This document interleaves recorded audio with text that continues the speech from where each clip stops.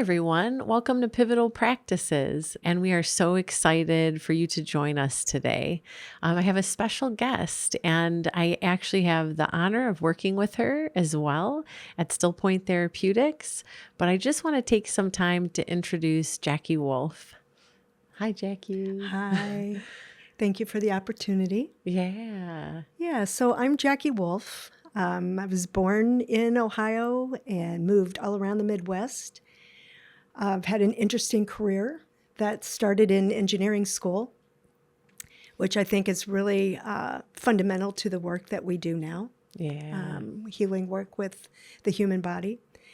And after I did engineering work, I actually bought and sold diamonds. And the reason I bring that up is that's basically how I learned to run a business. I knew inherently someday that I would have my own business, and just had no idea it would be in the massage therapy world. Wow. So I was eventually called to do this work. I had to reinvent myself a third time. And massage therapy kept popping up, and I kept pushing it aside. And it kept popping up. And finally, I took a good, long, hard look at it. Mm-hmm. And it was clearly something I've been meant to do, and I'm so happy to be here. Very cool. Started in private practice, and then felt called to do something a little bit bigger, and ended up with the Stillpoint Therapeutics, where we employ 15 people at this point in time. That's a good staff. It's a great staff, yes. Yeah. We have 10 massage therapists, 2 acupuncturists, and 3 support staff. Very cool. So when did Stillpoint open? Stillpoint actually opened in 2012. We were in a different location that we outgrew very, very quickly. The vision came following a back injury that I sustained, and I knew I was supposed to be in this field, and I kept asking, what am I going to do if I can't physically do the work? And I knew that I could create a clinic, but I didn't have the time to do it. And then as so many things happened with all of this decision making, someone came to me and asked me if I'd be interested in buying her business, which was located just north of here in Hudson. And what that provided was a location, rooms, equipment, and a lot of the forms that obviously needed to be tweaked. And then the challenge was melding together 2 totally opposite business models. Wow. And that's how Stillpoint began. And then we outgrew that space within 2 years, and that led us to the space that we're in right now.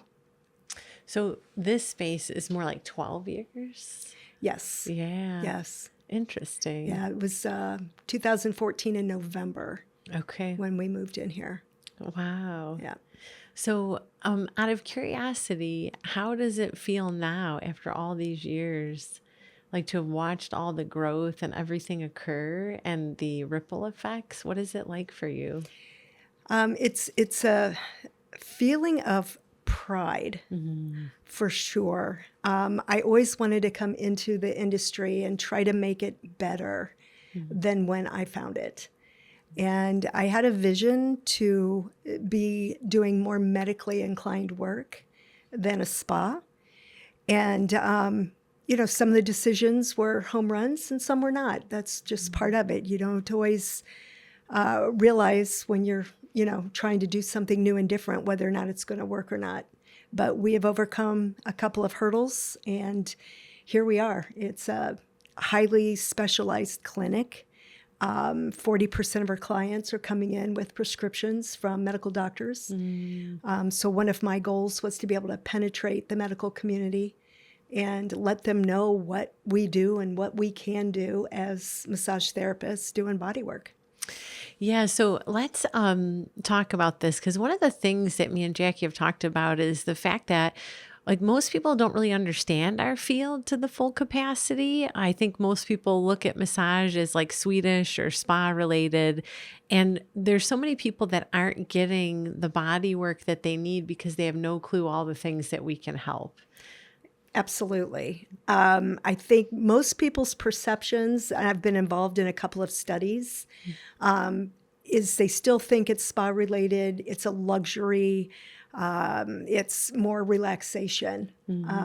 But, we're treating people with migraines, concussions, people with spinal cord injuries, people with autoimmune diseases, people with varying stages of cancer treatments.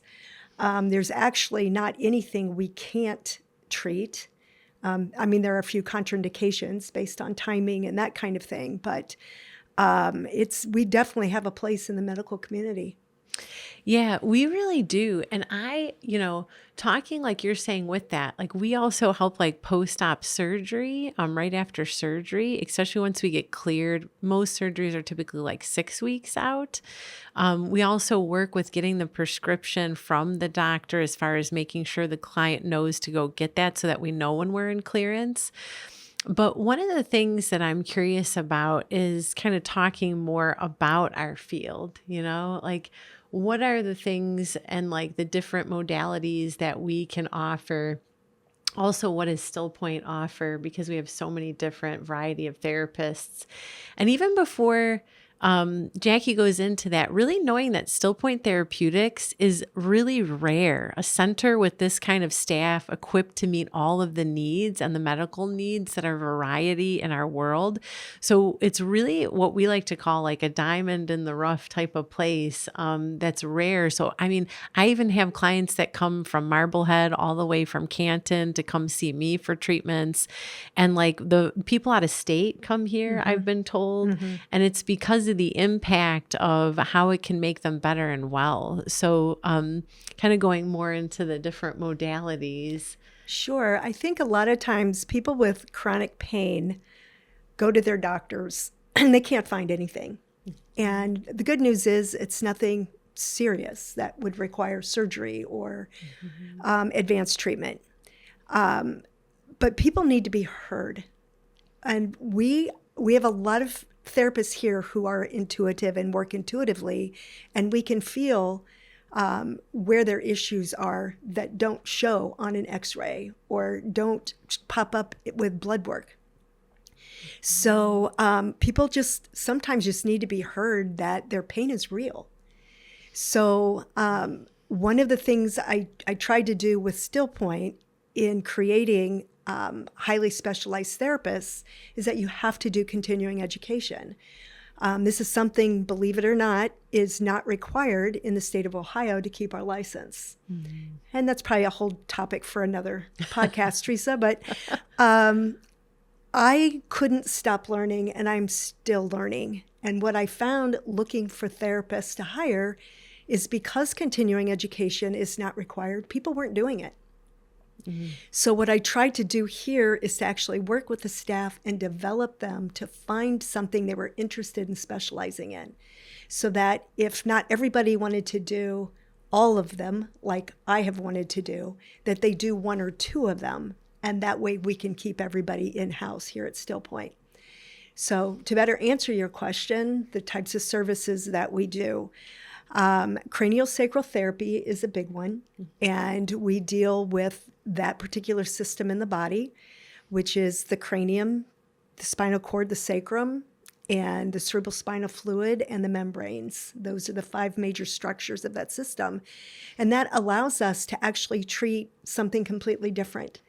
And when you're dealing with the inner workings of the brain and the meninges, you can better treat people with post-concussive syndrome or people with chronic headaches, people with slip and falls on the ice or down the stairs, because it's a more global type of treatment, yet you're working with precision on very specific parts of the body. So we have a number of people here that do craniosacral therapy. Advanced versions of cranial work is somato-emotional release. So we actually also do a lot of work with trauma patients. And traumas can vary from a lot of different origins, but it's something else that we do a lot of here, and providing a safe space for people to heal from traumas, whether they're physical, emotional, or mental. Yeah, and we're going to keep going over all of them, but I would agree with you. We've talked about this in other podcasts. As far as trauma related, we can go anywhere from rape, we can go all the way to like a back fracture. Trauma can be from actual physical assault or emotional abuse, but it can span all the way from a car accident, right, to even certain surgeries. And surgery still can feel, even if it's necessary, like a violation to the body.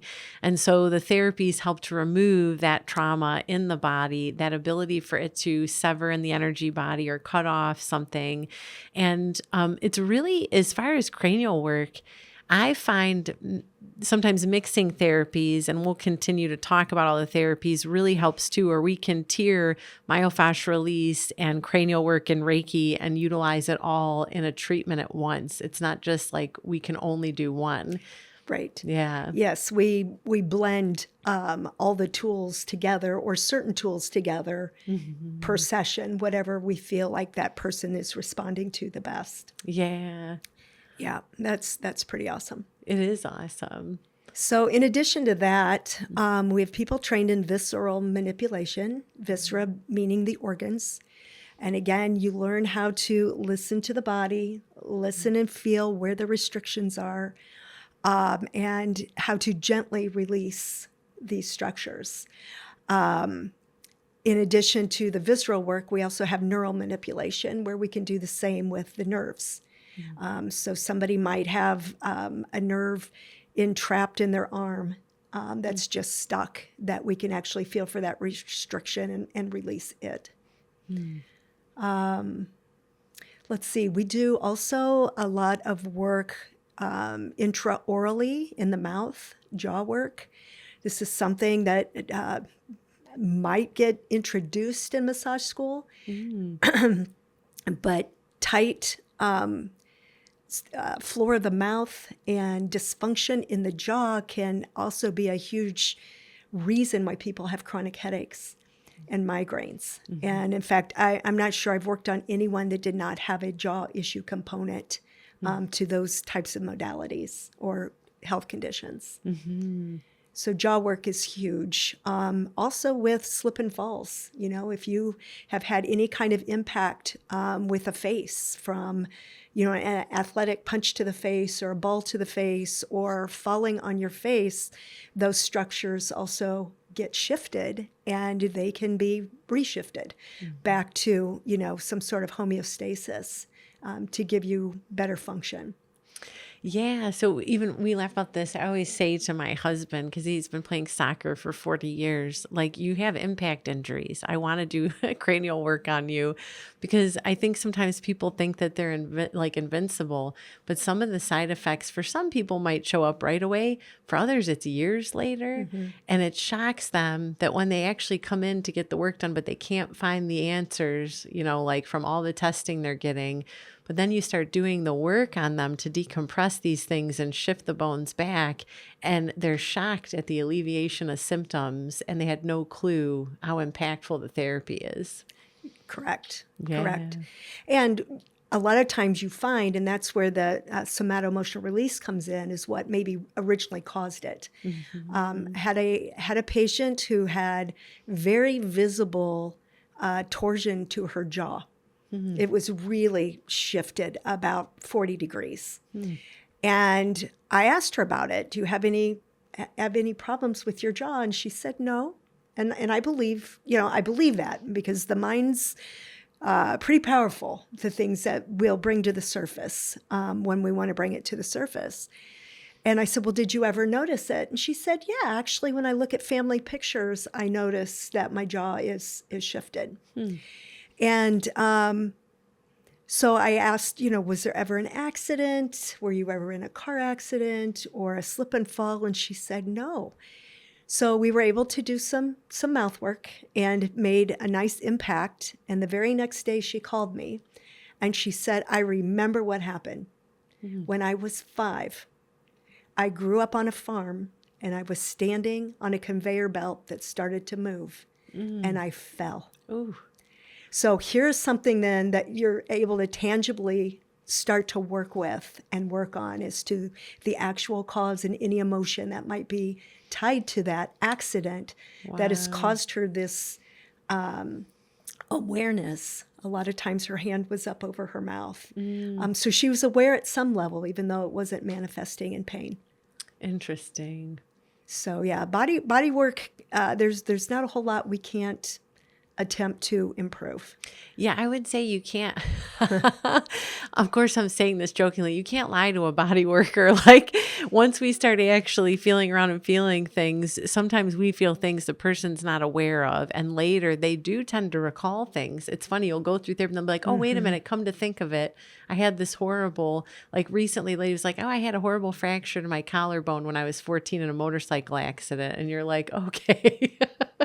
It does matter still later in life. Yeah, it does, because Yeah. those restrictions don't just go away. They sit around, and eventually, unfortunately, they usually raise their ugly head. Yeah. So, getting back, because there's so many modalities, I know we also have people who do lymphatic work. Yes, lymphatic drainage, the fancy way of saying it. We have fluid in our body.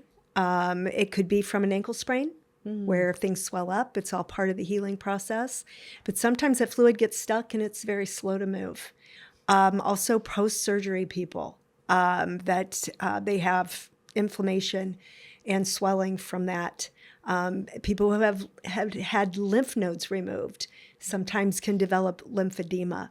So there's actually a way that we can go in with, highly trained palpation skills to feel where the restrictions are and help remap a path for that fluid to move through. So, yeah. So interesting, especially good for like post-cancer patients. Great for post-cancer. Yes, for Yeah. sure.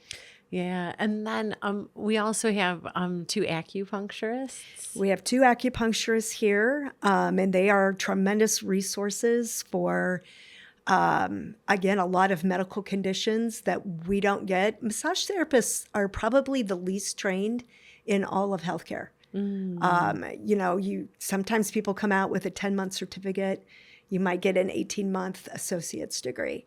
But when you've got an acupuncturist who have like a master's level degree, or a doctorate, they just are exposed to that much more information.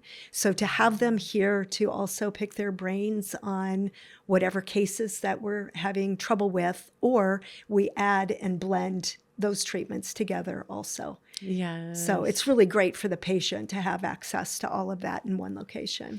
It is, because some of my people, I will talk to them if I feel like they're a candidate for it, and they will see Shamitra or an acupuncturist here, like Kathy, in between seeing me, and I can tell that they've been going. When they've been going, I can actually feel the difference on the body. Sure. It is impactful. Well, and acupuncture deals a lot with the energy body, which is what you specialize in with Reiki. And they are very complementary. They sure. are big time. So we do offer energy medicine, and so Reiki, I would say, is more like the primary. I mean, you are trained in some Adana Eden energy medicine, and I've recorded on a different podcast really explaining Reiki and the origins of Reiki. So I'm pretty sure that's the podcast number 2. So if you ever want like a really deep dive into Reiki and understanding that more, then you can go under videos under Pivotal Practices and check that out. But I'm curious as to like what you feel and think about Reiki, as far as like now that like you also are practicing it. I find it to be really important, like how we've talked about if somebody has a severing in the field from surgery or a trauma, sometimes cranial work doesn't take to the full capacity until we actually come in and handle the energy body. But then you'll watch this leap happen with the other work, and it's a great compliment. It is a great compliment. And I think one of the big things is healing is not linear. There's not one path that's going to be one size fits all for everybody. And there is kind of a hierarchy like you're talking about. And that's one of the biggest things I've learned with Reiki is that if we don't fix the energy body, the rest of the stuff is not going to last. Like certain things need to be fixed and addressed first. And again, it's just another plus to have access to so many different modalities. Yes. And like there is a science, just like doctors have to look through anatomy and physiology, and there's a science to medicine. There is a scientific base to Reiki. There is a science to why we use certain methods and why we're fixing certain things and why we even have like treatment plans or treatment progression with our clients to make them well. And I really agree with you. I mean, most of my clients knew before I came here, and I was so blessed to come here and be a part of such a great team, that I was also like you. Like I was more of a medical based person. I was more into working into trauma therapies and all of that stuff. And it was so like important to me that the client also learns their role in getting better, but also educating them. It's like educating my clients so that they also understand why the work is impactful, what's happening to them, what meaning it has for them. And they end up having more body awareness and the ability to almost know when they're in need before something bigger happens over time. Exactly. The more in tune you are as a patient, the quicker you're going to realize when something changes in your body.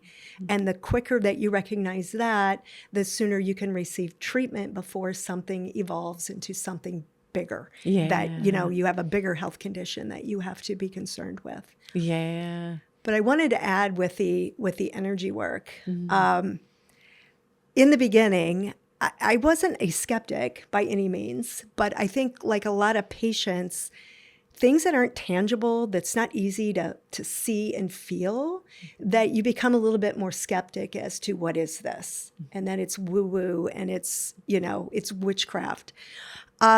We are energy. And, I had this aha moment of, you studied engineering, Jackie. Like, energy, physics. What is your block? And when I finally had that moment, I was able to actually see the analogy with the body. We have electrical energy in our body. Nobody can deny that. That is our heart system. And we have equipment. The healthcare industry has equipment that can measure those signals and those frequencies. We also have electromagnetic energy fields and energy with our body. And again, there's equipment available today that can pick up and record those energies. But a lot of what we feel are more of what we call subtle energies. They're there, we can feel them, and we can treat them. But the equipment today just isn't sophisticated enough to actually pick it up and record it. I believe that is being changed, that they're trying to develop equipment to do that, and I think it might be a little easier for everybody to better embrace energy medicine. But I truly believe it's the wave of the future. Yeah, it is. And we've talked about it in previous podcasts. Like, it's real that people can still have something move. So even Donna Eden talks about it where, veterans of war have they're missing limbs and they're having phantom pain. And you can go down to the meridian points where their toes would be and do like energy medicine or something like Reiki to all of those points where it's those, 6 meridians end at the foot. You have like 5 that meet at the toes, and then 1, the kidney meridian's more like under the big toe and like the thickness of the second toe down under what we call the toe mounds. And it's really where the meridians end, which means that phantom pain means that 6 meridians were cut off, causing that pain because those meridians need to articulate. As you treat that, the phantom pain disappears for those people. And so it's like, even if something is removed, even if you have a hysterectomy, it doesn't matter what's missing. The energy body is still there because that's how real the energy body is. Absolutely. Yeah, which is so fascinating to me. It is fascinating. Yeah. So can we talk a little bit more about continuing ed? And I know a lot of people that maybe have known me previously know that I'm huge about continuing ed. No, you're right. We don't have as far as it's not required of us. but there's a lot of umbrellas under massage therapy that we can specialize in and take offshoots in and get trained in. So under our field, there's actually a lot of modalities in that umbrella. And what makes us more proficient through, education, and even what does it mean to be licensed or not? Right. So, yeah, the education piece is huge. It still boggles my mind that we have a place in healthcare and we are treating people in healthcare, and there just has not been the value seen to legislate to get continuing education required. I think we're on the horizon, hopefully, of getting that changed. But you can't afford not to do it. I remember even going into school and some students were like, oh, I just passed, by 1 point. And I'm like, yeah, but if you only passed on the upper body, like you still need to know all the parts of the lower body to be an efficient therapist. Yeah. The more tools you have, the more education you have, the more you can do and give to your patient. Because at the end of the day, the patient and their health is what this is about. It's about being able to give them as much of you as possible and to be able to recognize what they need. And if you don't have those skills, to be able to at least refer them to somebody else who does have that training that can actually treat them. Yeah. So it was big enough for me that the model of my business here was for therapists to be able to make more money. They had to do the continuing education.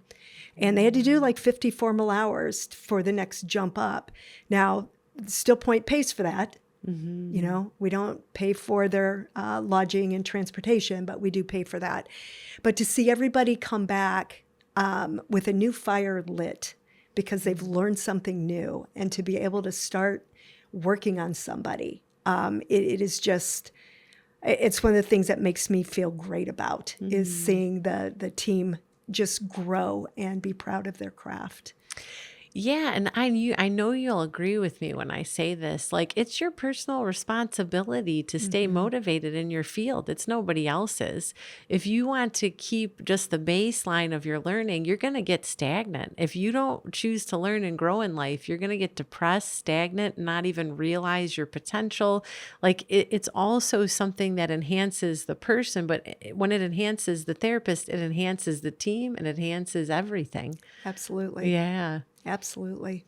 Yeah, I hope that, again, I've always wanted to leave the industry better off than when I entered the industry. And if that's something that Ohio can get done, that will be a good one. That will be a good one. But Very yeah, exciting. it's super, super important to do that. I don't remember the second part of the question That's you okay. asked. I can like hit a billion things at once, right? I feel like that people who watch this know this about me. So we were talking about continuing education, but what's the difference in the state of Ohio with licensure and not being licensed? Yeah, so there actually is a loophole in the state of Ohio that if you wanted to do massage for relaxation, you don't need a license to do it. This is highly debatable in the state of Ohio. There are some people that still want to do massage without a license. I believe that if you're touching another human, that you should have the education and the training and the licensure and be held accountable for your actions in that treatment room. 100%. So it is definitely a loophole, and I encourage anybody listening to make sure anybody who's ever laying hands on you with whatever field, that you look them up. You can go to the Ohio Medical Board and you can actually search on the person's name to find out if they are licensed. And you can also find out if there's any kind of, board reviewing you, if there's been a complaint about a therapist or a doctor or a nurse or anybody else. Yeah. So yeah, that is a huge thing. And unfortunately in Ohio, human trafficking and sex trafficking is very high here in the state. And a lot of it has to do with our highway systems and access to water. And again, I feel like if it's something that we can make sure that everybody's licensed, because a lot of these people, these human traffic people, they hide behind a massage therapy business. They'll call themselves, flower massage. It doesn't matter what it is, but they use the word massage in the name of the business. And because they're not licensed and nobody, is going to track them down and investigate them, it just lends to me to a greater increase in some of the bad behavior in the state. So yeah, that's another big one for me. If we can get that shut down, would be really huge. Yeah, and I would agree. It's a big one for me too, because I feel like I worked really hard for my degree. And I take what I do very seriously. So I'm not okay with someone coming in who is either being trafficked because they're being abused as well, or the fact that some people want to make extra money doing extra things outside of massage. And it doesn't even make sense how that's allowed. It diminishes our field and it makes people question our field. And our field is one of very much of integrity and can do a lot of amazing things. So I feel like even as hard as even getting through the schooling is, we are put through A&P training, which is anatomy and physiology. Like that's like half of our degree. We have to know all these contraindications. We also have to learn all the movements and what they're doing for the body, but why we're doing them. And it feels like at the same time, when you go through it, like you're saying, I don't want somebody who doesn't pass tests and even cares about the body, because there are endangerment sites. Like we don't go deep in certain places. There's certain pressures for certain places and other things we're not allowed to do, or health conditions. Contraindications can be a really long list that you need to know. So you can get massage from somebody who's not licensed, and it might feel good when you first leave. And then an hour later or later on with back pain, you're really not okay because they didn't know what they were doing and they were pushing on nerve places they weren't supposed to, And so I know I've watched people, it's so funny, watched people massage. Oh, they're, I'm good at massage. And you see them like doing this kind of stroke down the neck. And I'm like, that's the worst thing you can do, because the trap muscle action needs you to go this way. Most people are compressed.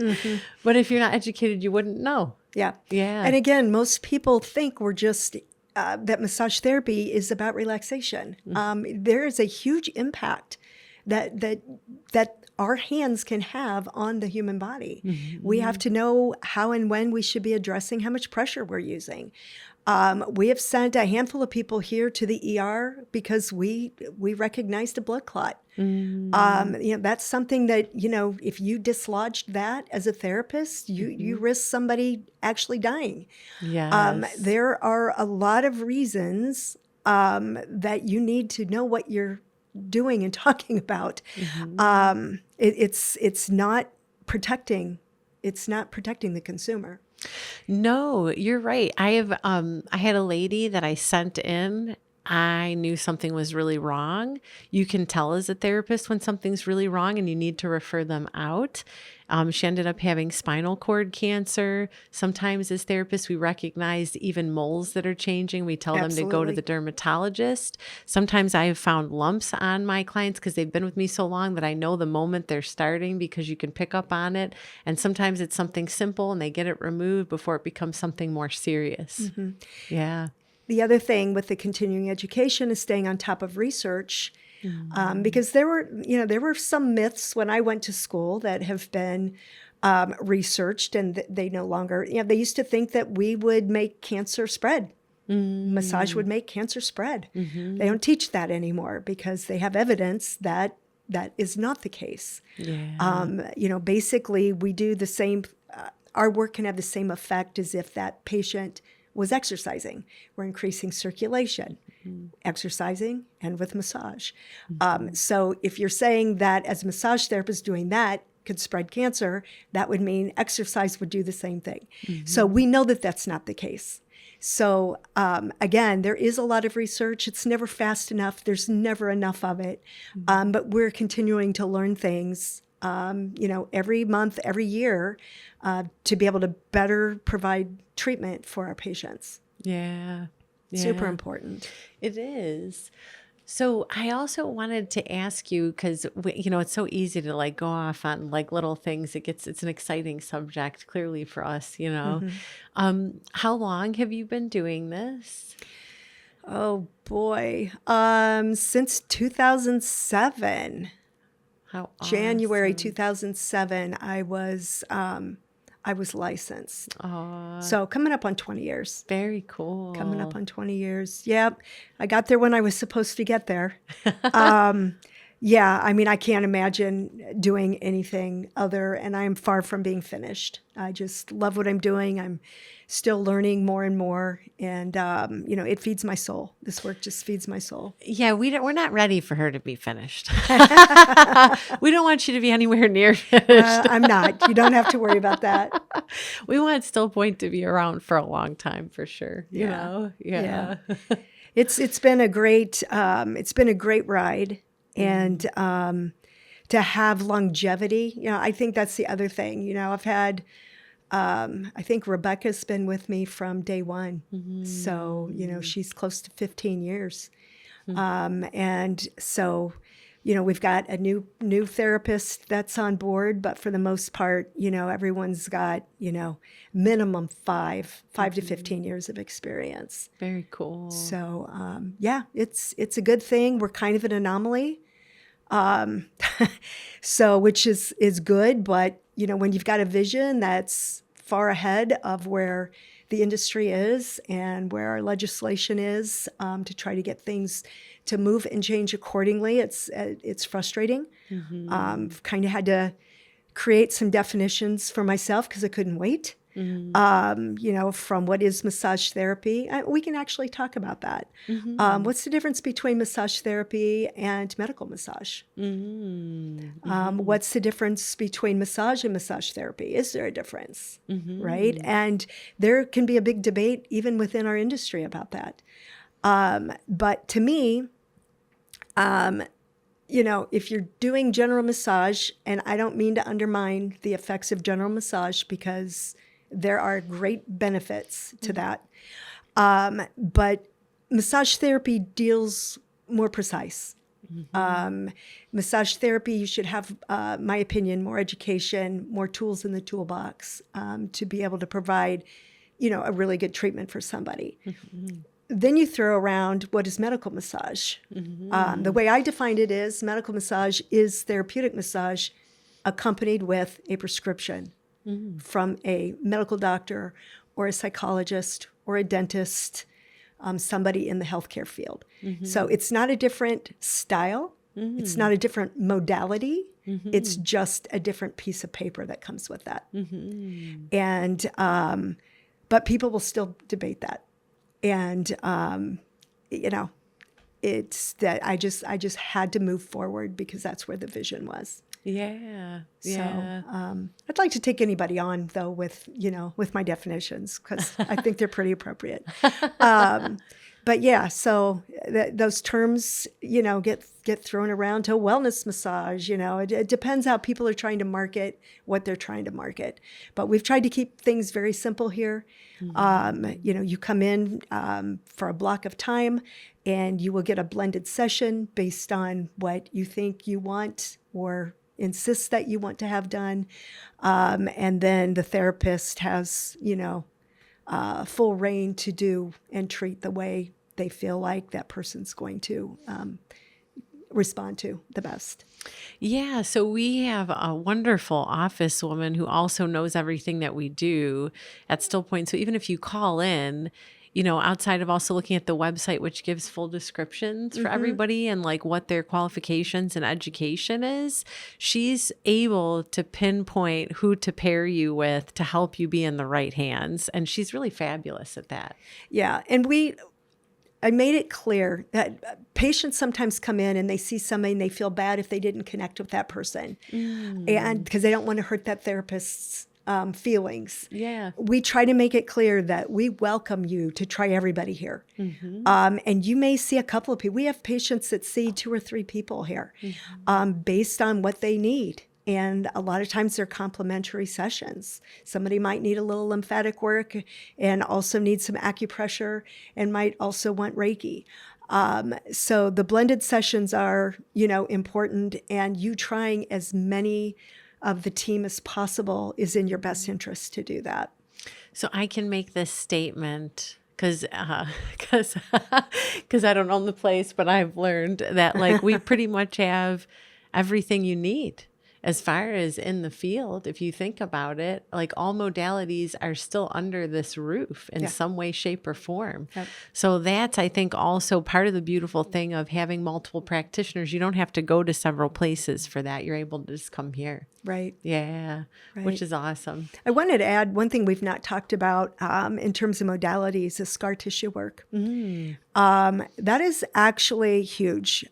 Scar tissue grows three-dimensionally in the body and can start to compress on other structures and interfere with communications. So even people who are post-surgery, 3 to 5 years out, actually is when we start to see a lot of people having problems. I had a client who had some abdominal surgeries and ended up with a mesh. And 3.5 years out was literally being dropped to her knees with severe pain. And she did what you do. You go back to your doctor and your doctor says you need to see the surgeon, and you go to the surgeon and they take an x-ray and they said, my work's all in place. Can't help you. And that patient is left with chronic pain and nowhere to go. Luckily, she found her way to Stillpoint, and we discovered that it was really literally scar tissue that was causing her pain. And we did a number of modalities, which actually included some cupping after I did some research whether or not it was indicated or not. And that's what ended up giving her relief, was to be able to release those adhesions created from the scar tissue. Wow. So we also have people trained with scar tissue work as well, to be able to sink into that tissue and to find those restrictions and try to get those released. Yeah, and I will piggyback on that. So same thing. I work on scar tissue, and even let's say with Reiki, and I'm sure acupuncturists could feel this. Once there is a surgical incision that is made, if it is along a meridian pathway, it will disrupt it. There's actually a doctor, and I can't remember his name for some reason at the moment, but he had recorded a podcast about this, and I was already finding this on clients where, like, let's say people have a hysterectomy and they have like those 5 little incisions. I could tell that the one client's stomach meridian was having massive hiccups from this, and it all led to that incision point. And so I kept working on it, and she actually is trained in Reiki, so I would have her do homework to do it on the place, and it's like completely gone the last time she came in, which is awesome. Yep. Yeah. Yeah, so people who have had radiation, any kind of surgeries with scars, that's definitely something that we can help with as well. Yeah. Very cool. Yeah. Okay, so we also, which I know that some of you know, do the precision neuromuscular, right, therapy and the myofascial release. But then there's also, which is also in podcasts previously, the alternative therapies podcast, which is the first one. But as far as one of the rare things that's offered here, what is that again? It's called multi-hand therapy. And you can do actually, it doesn't really matter what modalities. You can do a combination of Reiki with cranial work, with visceral work, with neural work. It doesn't really matter. But basically, you have 2 therapists working on you. Now, that would not be indicated if you wanted Swedish massage. If you had one person on your left arm and one person massaging your right arm at, different frequencies and pressures, that would be too overstimulating for the body. But with multi-hands work, the hands, when you sink in, the therapists are actually working together and off of each other to create change within the body. The patient typically only feels 2 hands. They're not feeling 4 hands. So the therapists usually are in total sync with each other. And so you're getting 2 extra eyes, you're getting 2 extra hands or 4 hands, working on you, reviewing your case, feeling restrictions. So you theoretically can have double the work done in an hour than if you just saw one person for that hour. Very cool. So there's some very powerful sessions. I know Danielle here and I have done this work together. Carolyn and I have done the work together. I think maybe Carolyn and Danielle has done it. But again, it's more with the therapists who work more intuitively, that can actually feel not just what's going on with the patient, but the other therapist as well. And sometimes it's actually, hey, Teresa, I need you to do this. And I would actually call the other therapist over to help release whatever work that I'm working with.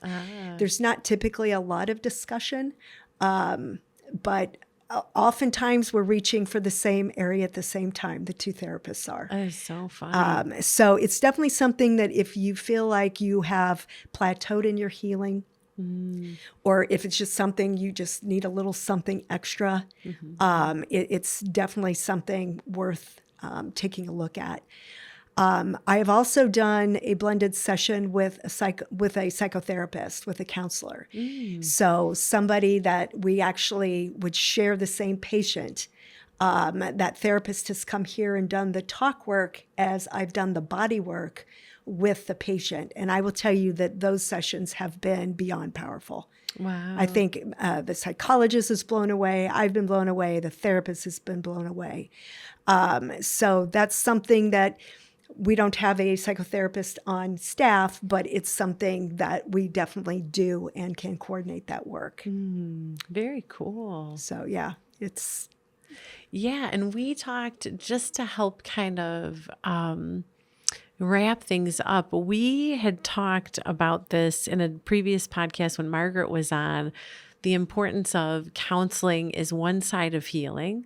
Counseling gives you tools. They are very educated professionals, so they're able to also notice weaknesses and strengths, give you tools. Notice also if you have resiliency in certain things and where maybe you need to build resiliency, and the tools to do that are also how to let go of things, right?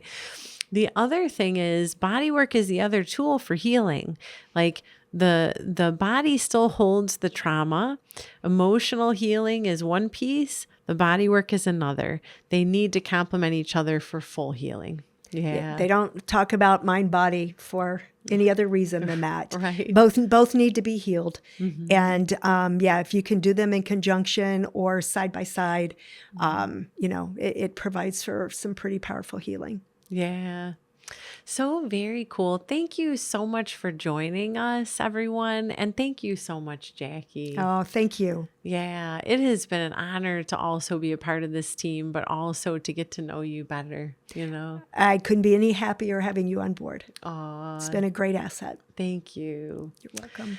So everyone, remember, speak life over yourself and others. Just remember to do that. It's so important. Stay positive and continue to gain those tools for your wellness and well-being. You are truly worth it. All right, have a blessed and wonderful day. Take care.